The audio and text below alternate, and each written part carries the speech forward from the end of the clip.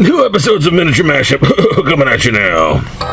Hey folks, if you're watching this, you're probably one of the 95 people who didn't cancel their subscription when I stopped making videos. And I want to thank you for your loyalty by putting one out now and keeping them coming and hopefully keeping the quality somewhere you want it to be. Today I've got a doozy for you. I've got a pack of Caesar's miniatures, Undead line, and they're excellent. For 13 bucks, Caesar's Miniatures sends you 37 highly detailed plastic Undead miniatures. Yeah, 37. I know, Kevin Smith would approve.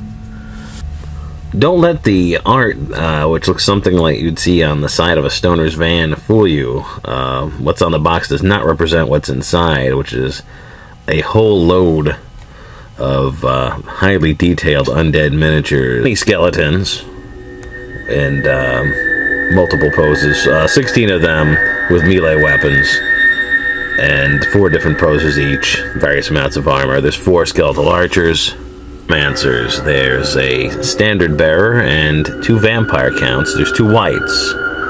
That's, even though they claim to be 25mm, they're a little on the small side. Here you can see them next to a Necromunda, a War Games Necromutant, and an old school 40k orc.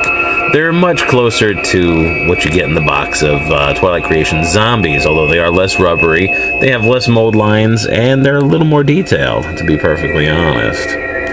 My second quibble is that they do come with some plastic sprues, but, you know, that's not so bad. You chop those off and you get a nice little pile of plastic for crafting. Easy with these some E6000, you can put them on these tiny copper washers I find for 10 for a penny.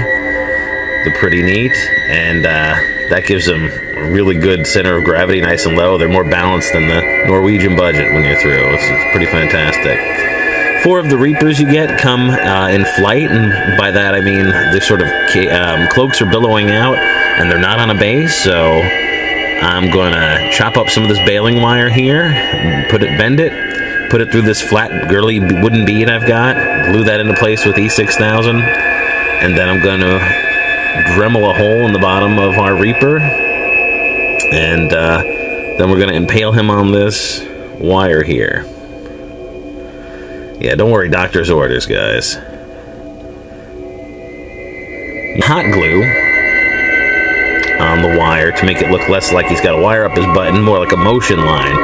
And how we do that is we apply the hot glue thicker at the base, and we thin it out as we get further away from the miniature. Once it's painted up, it'll look quite good. Well, you'll see for yourself. Here they are, just sort of hanging out. Be sure to cut off all the little wispies that hang, hot glue wispies that are dangling off it when you're finished. Now, I've given the ghostly figures a gray primer and the skeletons a black. I've also thrown in a couple of Reaper whites, because, you know, while I'm painting ghosts, I might as well paint all the ones I've got. And them in a very light blue, sort of a sky blue. And then I give them a dark blue wash, getting all the cracks nice and good, then that blue paint out. And lastly, for the ghosts, for the majority of them, I'm just going to give them a white dry brushing. With the whites, there's an extra step. I've picked up at Joann's this new sparkle glaze, and I haven't tried it yet, and I'm going to apply that to the weapons of the whites, both the Reaper ones and 2 that came from Caesar Miniatures. We'll see what that looks like later. For the skeletons, after the black primer goes on, we give them a nice coat of green, nice dark green, and we'll just put that on in a way that doesn't fill in the cracks. And then we dry brush some yellow on top of that, and then on the very highest highlights, a little white. Be sure not to paint the metal, because when it's time to do the metal, we're just going to dry brush some silver on. The archers are a little different. We just add the wood for the bow, an arrow, a little red on the feathers, and that's about it. And this is pretty much our finished product, guys. About the liches that come with this set, because they're actually my favorite sculpt in the bunch. They're so generically evil that they sort of work with anything in fantasy. Orcs, demons, and even outside of fantasy, they could easily be Cthulhu cultists or demonic cultists in a modern horror setting. They're a lot of fun. And here are the whites again. You can see they work very well with the Reaper. male and female I have there that just sort of look like the king and queen of maybe a long dead court. And here are the skeletons. Only thing that's not pictured are the archers.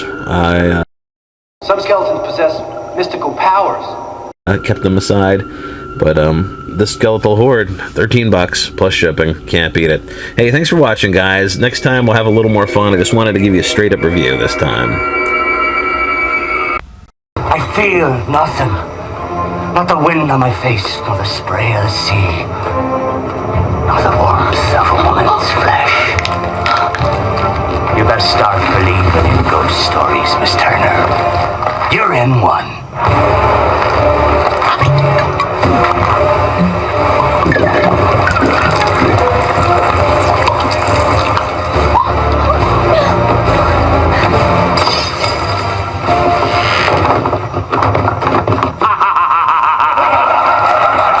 What are you looking at? Back to